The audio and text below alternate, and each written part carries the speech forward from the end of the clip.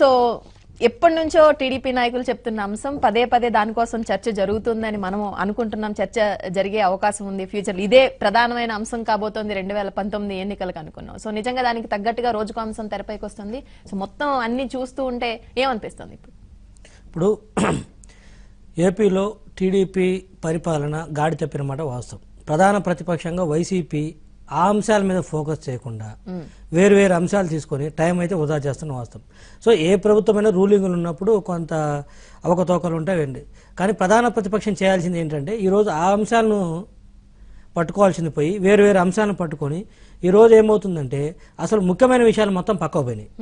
ఈ data leakage అని ఇవన్నీ కూడా ఈరోజు ఇక్కడ తెలంగాణలో ఆ కేసు పెట్టడం, తర్వాత అది రెండు రాష్ట్రాల మధ్య, ఇప్పుడు రెండు పార్టీల మధ్య గొడవ కాస్త ఇప్పుడు రెండు రాష్ట్రాల గొడవ కిందకు వచ్చేసింది. అసలు మనకున్న సమస్యలు ఏంటి, అక్కడ వాటిని ఎలా ప్రస్తావించుకోవాలి, ఎలా ఓవర్కమ్ అవ్వాలని అవన్నీ వదిలేసి ఇప్పుడు రెండు రాష్ట్రాల ప్రస్తావన కింద వచ్చేసింది. ఎస్, ఓట్ల విషయాన్ని తొలగింపు, డేటాలు ఇవన్నీ లీకేజ్ ఈ అంశానికి వచ్చినట్టయితే ఈ ఓట్ల తొలగింపు అంశంలో కాంగ్రెస్ బలైనంతగా ఇంకా నాకు తెలిసి ఈ మధ్య కాలంలో ఏ పార్టీ బలి కాలేదు, అంతగా విక్టిమ్ అయిన పార్టీ. ఎందుకంటే సాక్షాత్ అదే మేము చెప్తే వాళ్ళు ఏదో అంటారు, కానీ ఎన్నికల కమిషనరే మొన్న ఎన్నికలు అయిపోయిన తర్వాత క్లియర్గా ఏం చెప్పాడు, 20 లక్షల పైగా ఓట్లు అంటే అఫీషియల్గా అనౌన్స్ చేసిన ఓట్లు, అంటే అన్అఫీషియల్గా ఇంకా వీ కెన్ ఎక్స్పెక్ట్ అంతకంటే డబుల్ ఎక్స్పెక్ట్ చేయొచ్చు. సో తెలంగాణలో మన క్లియర్గా వాళ్ళు ఎన్నికలు అయిపోయిన తర్వాత చెప్పడం జరిగింది. అంటే దాదాపు ఒక 20 నియోజకవర్గాలు మినహాయిస్తే 100 నియోజకవర్గాల కాడికి తీసుకున్నా కూడా యావరేజ్ 20,000 ఓట్ల పైగా ప్రతి నియోజకవర్గానికి పోయినాయి. అంటే అక్కడే అర్థమవుతుంది కదా, ఇంతకంటే ఇంకా విషయం దారుణమైన విషయం ఏముంది. ఇప్పుడు మళ్ళీ అలాంటి అంశాన్ని మళ్ళీ ఇప్పుడు ఏపీ మీద వచ్చింది. అంటే ఇక్కడ మన అబ్జర్వేషన్ అయితే ఎవరో ఒక శక్తి మాత్రము ఈ నడిపిస్తున్నట్టు అర్థమవుతుంది. అంటే మనం మోడస్ ఆపరెండి కింద గమనించినట్లయితే ఇంతకుముందు బీహార్లో కానీ లేకపోతే ఇంకొక రాష్ట్రంలో కానీ లేకపోతే మొన్న తెలంగాణలో కానీ ఇంకొంచెం వెనక్కిపోతే జిహెచ్ఎంసీ ఎన్నికలు కానీ ఒకే రకమైన ప్యాటర్న్ కనిపిస్తుంది. సో ఈ నేపథ్యం చూస్తే దీనివల్ల ఏమవుతుందంటే అభివృద్ధి కుంటుపడుతుంది. ఆ రాష్ట్రంలో కావచ్చు, ఈ రాష్ట్రంలో కావచ్చు, అభివృద్ధి కుంటుపడుతుంది. రెండు రాష్ట్రాల మధ్య చక్కగా విడిపోయినాము, అన్నదమ్ములకు కలిసి ఉండాలనుకున్నాము తెలుగు ప్రజలము. మరి ఆ నేపథ్యంలో ఈరోజు రెండు రాష్ట్రాల మధ్య అది గొడవ కారణమవుతుంది. ఇది ఎంతవరకు కరెక్ట్ అనేది, రెండు రాష్ట్రాల మధ్య గొడవ అనేది ఒక రోజు పోయేది కాదు. ఈ అంశము ఈ రోజు ఒక్కొక్క అంశము అసలు కలిసి ఉండాలనుకున్నప్పుడు ఏదైనా చిన్న చిన్న తప్పులు ఉన్నా కూడా సర్దుకొని పోతే ఇంకా భవిష్యత్తులో కలిసి ఉంటాం. కానీ ప్రతి చిన్నదాన్ని కలువ చేసుకుంటే అది గ్యాప్ పెరుగుతూ వచ్చింది అనుకోండి, రేపు రెండు రాష్ట్రాల మధ్య మనకు నీటి పంపకాలు ఉన్నాయి, ఆస్తుల పంపకాలు ఉన్నాయి, చాలా అంశాలు ఉన్నాయి. ఇప్పట్లో తేలేదు కాదు. మరి ఇవన్నీ భవిష్యత్తులో తెలంగాణ గవర్నమెంట్ ఏపీ గవర్నమెంట్కి ఆస్తులు పంచకూడదు అనుకుంటుందా? భవిష్యత్తులో ఇలాంటి గొడవలే కంటిన్యూ చేసి నీటి వివాదాలను ఇంకా సృష్టించాలనుకుంటుందా? విభజన చట్టం ప్రకారం మనకు రావాల్సిన ఆస్తులు కావచ్చు లేకపోతే ఈ పరిస్థితులు అనివార్యంగా కనిపిస్తున్నాయి. సో డీజీపీ ఠాగూర్ విషయంలో కూడా ఆయన్ని బదిలీ చేస్తారంటూ, ఆ పదవి నుంచి తప్పిస్తారంటూ తెలంగాణ మీడియాలో వార్తలు రావడం, సో దానికి సంబంధించి నేపథ్యాన్ని అంతా చూస్తుంటే ఏమనిపిస్తుంది? మీరు అన్నట్టుగా పూర్తిగా చర్చ పక్కదారి పట్టిపోయింది. చర్చ పక్కదారి. ఇప్పుడు వీళ్ళు ఎందుకు సీన్ ఆఫ్ అఫెన్స్ ఇక్కడ తెలంగాణలో జరిగింది, కేసు ప్రధాన ప్రతిపక్షం వాళ్ళకి అనుమానాలు ఉన్నాయి, అలిగేషన్ చేశారు, వాళ్ళకి అనుమానాలు రావడం తప్పు కాదు. ఎందుకంటే అలాంటి కొన్ని ఇన్సిడెంట్స్ మన కళ్ళ ముందు కనపడుతున్నాయి కాబట్టి అలిగేషన్ చేశారు, కేసు పెట్టారు. సీన్ ఆఫ్ అఫెన్స్ ఇక్కడ జరిగింది కాబట్టి పెట్టిన తర్వాత దాన్ని ఒక 0 ఎఫ్ఐఆర్ కింద బుక్ చేసి, లేకపోతే సీన్ ఆఫ్ అఫెన్స్ ఇక్కడ ఉన్నా కూడా దాన్ని ఒక ప్రాపర్ గా డీల్ చేసి వాళ్ళకి హ్యాండ్ ఓవర్ చేయడమో, లేకపోతే ఏదో థర్డ్ పార్టీకి వయా మీడియాగా రెండు రాష్ట్రాల మధ్యలో ఉండే థర్డ్ పార్టీకి ఒక సిట్టేసి అలా ఇచ్చినట్లయితే బాగుంటుంది. ఇప్పుడు ఏమవుతుందంటే టీఆర్ఎస్ గవర్నమెంట్ కావచ్చు లేకపోతే ఇక్కడ వాళ్ళు they are entering to the shoes of the AP opposition. వాళ్ళ అడుగుల్లోకి మీరు ఎంటర్ అయితే ఏమవుతుంది, అది రెండు రాష్ట్రాల మధ్య భావోద్వేగాలు రెచ్చగొట్టడం అవుతుంది తప్పితే సమస్యను పరిష్కరించినట్లు అవ్వట్లేదు. సమస్య పరిష్కారానికి అయితే ఇలా ఉండదు. ఇప్పుడు తెలంగాణ గవర్నమెంట్కి కానీ ఈ అంశంలో తెలంగాణ రాష్ట్రానికి కానీ ఇందులో వచ్చిన నష్టము లేదు, లాభము లేదు ఈ అంశంతో. అట్లని చెప్పేసి ఇక్కడ ఇబ్బందులు జరిగితే మనం వాళ్ళని తెలంగాణ గవర్నమెంట్ని పోలీసుని అప్రోచ్ అయినప్పుడు వాళ్ళు రెస్పాండ్ అవ్వాలి. కానీ ఎంతవరకు రెస్పాండ్ అవ్వాలి, ఎక్కడ వదిలిపెట్టాలనేది కాకుండా ఈరోజు కంప్లీట్ గా ఒక రాష్ట్రం పైన దాడి కింద కుంది వస్తే అది ఎవరికి మంచిది కాదనేది నా ఉద్దేశం భవిష్యత్తులో. సమ్మారావు గారు, సో ప్రధాన ఆరోపణలన్నీ మీ వైపే చూపిస్తూ ఉన్నాయి. సో డీజీపీ తొలగింపు అంశంలో కావచ్చు, ప్రశాసన్ నగర్ లో ఆంధ్రప్రదేశ్ డీజీపీ ఇంటి కూల్చివేతకు సంబంధించి కావచ్చు, ఇవన్నీ పూర్తి స్థాయిలో వైసీపీ టీఆర్ఎస్ కోఆర్డినేషన్ లోనే జరుగుతున్నాయని టీడీపీ నాయకులు ఆరోపిస్తున్నారు. ముందుగా అంతర్జాతీయ మహిళా దినోత్సవం సందర్భంగా అందరికి శుభాకాంక్షలు, మీకు కూడా శుభాకాంక్షలు తెలియజేస్తూ, ముఖ్యంగా రాజ్యాంగ పరంగా రాజ్యాంగం మీద ప్రమాణం చేసి వచ్చినటువంటి ముఖ్యమంత్రుల స్థాయిలో మంత్రుల స్థాయిలో ఉన్నటువంటి వ్యక్తులు ఈ రకంగా ప్రవర్తించడం మంచిది కాదేమో అని నేను అభిప్రాయపడుతున్నామా. ఎప్పుడైతే ప్రజాస్వామ్యాన్ని పరిరక్షించాల్సినటువంటి వ్యక్తులే ఈ రకంగా ప్రవర్తించడం కాదు. మొన్నటికి మొన్న మనం చూసినాము, రాకేష్ రెడ్డి కేసు జరిగినప్పుడు అది తెలంగాణకు ట్రాన్స్ఫర్ చేస్తే ఇక్కడున్న పోలీసు అధికారులందరూ కూడా నిష్పక్షపాతంగా విచారణ జరిపినటువంటి పరిస్థితి చూసినాము. ఇవాళ ఈ రాష్ట్రంలో జరిగినటువంటి అఫెన్స్ గురించి ఇక్కడ కంప్లైంట్ వచ్చింది కాబట్టి పోలీసు అధికారులు దానికి సంబంధించినటువంటి డేటాను తీసుకోవడం జరిగింది. ఒకవేళ నిజంగానే ఇందులో ఏ తప్పులు లేకుంటుంటే కేవలం అక్కడ జరిగినటువంటి అభివృద్ధి సంక్షేమ కార్యక్రమాలకు సంబంధించి మాత్రమే డేటా గనక ఆ ఆఫీస్ ఉంటే ఇవాళ అసలు అశోక్ అనేటువంటి వ్యక్తి తప్పించుకొని పోవలసినటువంటి అవసరం ఏమున్నది? ఆడ నిష్పక్షపాతంగా ఐపీఎస్ ఆఫీసర్లు అధికారులు గత ప్రభుత్వంలో అనేక ప్రభుత్వంలో పనిచేసినటువంటి సీనియర్ అధికారుల సమక్షంలో ఇవాళ విచారణలు జరుగుతున్నటువంటి పరిస్థితి. దీనికి తప్పించుకొని పోవలసినటువంటి అవసరం ఏంది? దొరకకుండా తిరగాల్సినటువంటి అవసరం ఏంది? మన ప్రజాస్వామ్య వ్యవస్థలో పోలీసు వ్యవస్థ గానీ ఐఏఎస్ ఐపీఎస్ జ్యుడిషియల్ ఇవన్నీ కూడా ప్రజాస్వామ్యాన్ని పరిరక్షించడానికి ఉన్నాయి. ఇవాళ మీరు తప్పులు చేసి మాకు ఏ సంబంధం లేని తెలంగాణ ప్రభుత్వం మీద ఈ రకమైనటువంటి నింద ఆరోపణలు చేయడం ఎంతవరకు సమంజసమైనటువంటిది అనేది మీరు ఒకసారి ఆలోచించండి. ఒక ముఖ్యమంత్రి స్థాయిలో ఇవాళ ఉగ్రవాదుల్లాగా ప్రవర్తిస్తున్నారు. TRS party, BJP party, YSR party, మాకు ఏ పార్టీ తోటి కూడా సమదూరంలో ఉన్నాము, మాకు సంబంధం లేనటువంటి విషయము. ఈ రాష్ట్రంలో ఏ సామాన్య వ్యక్తి అయినా నాకు అన్యాయం జరిగింది, నాకు ఇబ్బంది జరిగింది అని పోలీసు స్టేషన్కు పోయినప్పుడు స్పందించాల్సినటువంటి బాధ్యత పోలీసు వ్యవస్థ మీద ఉంటది. కాబట్టి అది పూర్తి స్థాయిలో విచారణ జరిగిన తర్వాత అక్కడ ఏం తప్పు లేదనంటే మిమ్మల్ని ఏమన్నా ఇబ్బంది పెడితే ఆ రకంగా మాట్లాడితే బాగుంటది. కానీ ఇవాళ ఒక్కొక్కసారి ఎట్లుంటది అని అంటే, ఎందుకంటే మా తెలంగాణలో ఒక సామెత ఉంటది, తాడి చెట్టు ఎందుకు ఎక్కినాం అంటే దూడగడ్డి కోసం ఎక్కినా అని చెప్తారట. ఆ ఆవులు తాటి ఆకులేని తిని బతికాయి. ఇవాళ కూడా ఎట్లా చెప్తున్నారంటే రెడ్ హ్యాండ్ గా దొరికిన తర్వాత తెలంగాణ డేటా కూడా అక్కడ ఉన్నది అని ఇవాళ స్టీఫెన్ రవీంద్ర గారు చెప్పినటువంటి పరిస్థితులల్లా మీరు ఏదన్నా ఉంటే ఒకవేళ తప్పు జరిగినా పొరపాటు జరిగినా దాన్ని నిరూపించుకోవాల్సిన అవసరం ఉన్నది. కానీ ఎదురు దాడి అనేది సమంజసమైంది కాదు.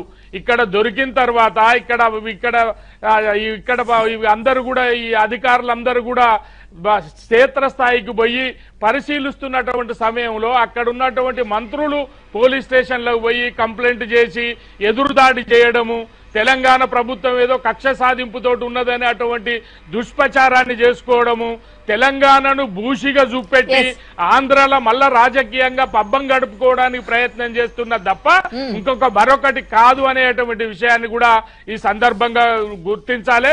ఒక్కటి ఏదైతే ప్రాథమిక ఓటు హక్కును అపహరించడానికి ప్రయత్నం చేస్తున్నటువంటి వ్యక్తులు ఎవరైనా కూడా క్షమించనారటువంటి నేరము.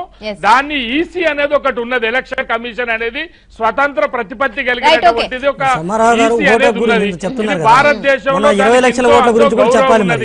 ఎవరు ఏ నిర్ణయం తీసుకున్నా కూడా ఏం చేసినా కూడా ఏదో ఒకటి ఆ ఈసీ అనేది నిర్ణయం తీసుకుంటుంది తప్ప దాన్ని ఈసీ అనేది ఇవాళ ఒక్క రోజు వచ్చింది కాదు. ఏదో భారతీయ జనతా ప్రభుత్వం వచ్చినాకనో టిఆర్ఎస్ ప్రభుత్వం వచ్చినప్పుడో కాదు. మనకు రాజ్యాంగ పరంగా ఎన్నికల ప్రక్రియ మొదలైన నాటి నుంచి కూడా ఎలక్షన్ కమిషన్ అనేది ఉన్నది. ఎలక్షన్ కమిషన్ ను అందరు గౌరవించాల్సిన అవసరం ఉన్నది. ఎలక్షన్ కమిషన్ కు చెప్పుకోవాలి తప్ప ప్రభుత్వాల మీద నేరం మోపడం అనేది అంతకంటే దుర్మార్గమైనటువంటి చర్య. మరొకటి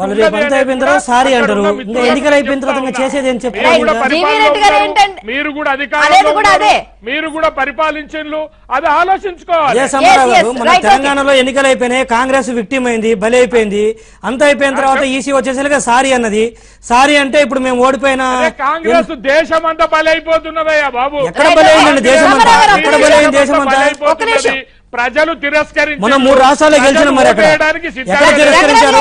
రాజస్థాన్, మధ్యప్రదేశ్, ఛత్తీస్గఢ్ గెలిచినాము. బలి అయిపోయిందా? చాలా తేడా ఉన్నటువంటి కాంగ్రెస్ బలి అయిపోయిందా? జాతీయ పార్టీలకు ఈ దేశంలో మనుగడ లేదు. జాతీయ పార్టీలు నిలదొక్కుకోవు.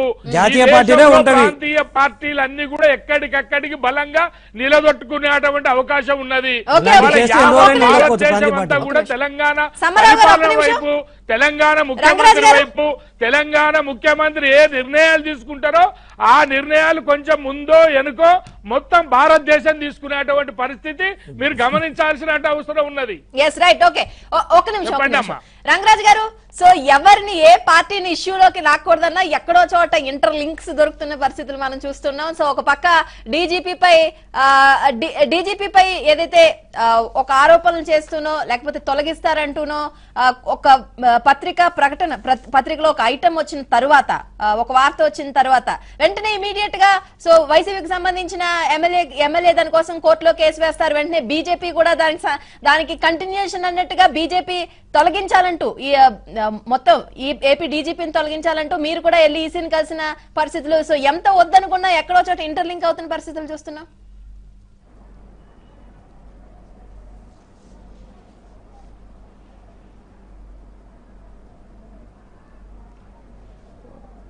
మళ్ళీ అయిపోయింది. రైట్, రంగరాజు గారు. కట్ అయిపోయింది. సో ఇప్పుడు వినిపిస్తుందండి ఆ మాట రంగరాజు గారు? Right, okay. Lanka Dinakar join అయ్యారు టీడీపీ నుంచి, ఆ పార్టీ అధికార ప్రతినిధి. సో లంకా దినకర్ గారు ఏం చెప్తారు పరిస్థితులు? సో పదే పదే మీరు ఆరోపణ చేస్తున్నట్టుగా మూడు పార్టీలు అని ఆరోపణలు చేస్తున్నారు. ఇది కరెక్ట్ కాదు. సో మీ తప్పులు ముందు చూసుకోవాలి. మూడు పార్టీలు ఉగ్రవాదులు అంటూ మాట్లాడడం కరెక్ట్ కాదని టీఆర్ఎస్ నాయకులు అంటున్నారు. కేటీఆర్ అనేటటువంటి కేసీఆర్ పుత్రత్నం కారెక్కి లోటస్ పట్టుకొని లోటస్ పాండులో వదిలిన మాట వాస్తవా కాదా? ఒక నెల క్రితం ఇది వాస్తవా కాదా? 25 లక్షల ఓట్లని నిస్సిగ్గుగా ప్రజాస్వామ్యాన్ని కూనీ చేసి పట్టపగలో 25 లక్షల ఓట్లు తీసేసి ఎన్నికలు గడుపుకున్నటువంటి ఆ తెలంగాణ ప్రాంతంలో ఉన్నటువంటి ఆ ప్రభుత్వం గురించి మాట్లాడాలంటేనే, ప్రజాస్వామ్యం గురించి మాట్లాడంటే సిగ్గుచేటుగా ఇవాళ దేశంలో భావిస్తా ఉన్నారు. ఎప్పుడైతే 25 లక్షల ఓట్లు వీళ్ళు తీసేశారో, తీసేసిన తర్వాత ఎన్నికలైన తర్వాత ఎన్నికల అధికారి వస్తాడు, వచ్చి సారీ 25 లక్షల ఓట్లు పోయి క్షమించండి అని. ఎవరికి జవాబుదారి 25 లక్షల ఓట్లు? ఇవాళ అదే 25 లక్షల ఓట్లు ఏడైన తర్వాత పార్లమెంట్ ఎన్నికలు వెళ్తున్నారు. ఇటువంటి దుర్మార్గ దృష్ట నికృత నీచమైనటువంటి నియంతృత్వ పోకడలు ఏవైతే ఉన్నాయో అవే పోకడల్ని రిటర్న్ గిఫ్ట్ అని ఒక టెఫ్ట్ దొంగల్లాగా మా డాటా ఎమ్మటబడి ఆ డాటాని చోరీ చేసి పాపం వారి మిత్రుడు జగన్మోహన్ రెడ్డి కూడా మా పార్టీకి సంబంధించిన వారు మాట్లాడినప్పుడు నేను మాట్లాడాలంటే పిచ్చి కుక్క భాష మంచిగా వెంబడబడితే తప్పించుకొని తిరుగుతారు. ఆ పిచ్చి కుక్క పిచ్చి ముదిరిన తర్వాతే వస్తారు. పిచ్చి పట్టింది వాళ్ళ ప్రజాస్వామ్యానికి మచ్చ తెచ్చే విధంగా వ్యవహరిస్తున్నారు. సిగ్గుండాలి. 25 లక్షల ఓట్లు తీసేసిన తర్వాత ఒక గెలిపేనా? ఒక మగతలమైన గెలిపేనా? ఇది ప్రజాస్వామ్యయుతమైన గెలిపేనా? ఇంకా సిగ్గుండాలి. అదే రకమైన విధానాలతోటి ఇవాళ డాటాని దొంగతనం చేసి అదే దొంగోట్లు ఫామ్ 7 ద్వారా వైఎస్ఆర్సీపీ నాయకుల ద్వారా హైదరాబాద్ నుంచి తెలంగాణ రాష్ట్ర సమితి పార్టీ ఆఫీస్ నుంచి ఫామ్ 7 అప్లోడ్ చేపిస్తారు. మీరు సిగ్గుందా బుద్ధుందా? ఈ దేశంలో అటువంటి పార్టీలు ఏమైనా ఉంటే ఇమ్మీడియట్ గా వాడిని రద్దు చేయాలి. ఇటువంటి పార్టీలని ఈ విధంగా 25 లక్షల ఓట్లు లేకుండా గెలిచిన పార్టీని రద్దు చేయాలి. అసలు పరిపాలన సాగించడానికి కూడా ఇటువంటి వాళ్ళకి అసలు నైతిక హక్కు లేదు. ఎందుకంటే ఇటువంటి దుర్మార్గుల్ని పరిపాలనకి వదిలితే ఇటువంటి దుర్మార్గ ఆలోచనలతో దేశం మొత్తం కూడా ఇటువంటి దుర్మార్గ ఆలోచనలు అమలు వచ్చే విధంగా చేస్తారు. అందులో భాగంగానే వాళ్ళ ఆంధ్రప్రదేశ్ లో వీళ్ళు ఏపీ డీజీపీ విషయంలో ఏం జరుగుతుంది? అసలు ఈ అంశం కొత్తగా తెరపైకి రావడానికి కారణాలు ఏమనుకుంటున్నారు? మీ ఆరోపణ ఏంటి? దొంగదారి మాటలు మాట్లాడకు. ఏమీ లేదు. లోటస్ పాండులో కారేసుకొని వచ్చినటువంటి కేటీఆర్ ఇచ్చే సలహాలు మోడీ డైరెక్షన్ ఇస్తాడు. ఇవాళ వీళ్ళు త్రిమూర్తుల్లాగా వ్యవహరిస్తున్నారు. కేసీఆర్, మోడీ, జగన్మోహన్ రెడ్డి దేశానికి పట్టినటువంటి దరిద్రం మీ ప్రజాస్వామ్యాన్ని లెక్క అపహాస్యం ముసుగులు చేసేటువంటి చెయ్యం. అత్యంత నీచ, మేము నికృష్టమైన ప్రాంతీయ దరిద్రం. పార్టీల ఈ ఫ్రంట్ దరిద్రాన్ని పెట్టినాము. పారదోలాలి. అందులో ఈ భాగంగానే దేశాన్ని మాట్లాడాము. కాపాడుకోవాలి. మేము ఈ బహిరంగంగానే నీచుల నుంచి కాపాడుకోవాలి. ఈ నికృష్టమైనటువంటి ఆలోచనలు ఉన్నటువంటి ప్రజాస్వామ్య వ్యతిరేక వ్యక్తుల్ని తరిమి కొట్టాలని అత్యంత దుర్మార్గమైనటువంటి రాజకీయ నాయకులు ఈ భారతదేశంలో చేసి పరిపాలన సాగించడానికి సిగ్గుండాలి. దమ్ముంటే కేసీఆర్ రాజకీయాలు చేసి దోపిడీ దొంగతనాలు చేసుకుంటా బతుకుతున్నది మీరు, మీ పార్టీ, మీ ప్రభుత్వం. దమ్ముంటే 20 లక్షల ఓట్లు యాడ్ చేసిన Right. తర్వాత సిగ్గు దేశాలకు పెట్టమనండి. Yes right. ప్రజాస్వామ్యం మీద ఉందా మీకు? ఇటువంటి దుర్మార్గులు, ఇటువంటి ప్రజాస్వామ్యాన్ని అపహాస్యం చేసే మీకు దుర్మార్గులు, ప్రజాస్వామ్యం గురించి దుస్తులు, మాట్లాడే నికృష్టులు, రైట్, ఒక చిన్న విరామం తీసుకుందాం. దినకర్ గారు ఒక్క నిమిషం. దినకర్ గారు ఒక్క నిమిషం. రైట్, ఒక చిన్న విరామం తీసుకుందాం. విరామం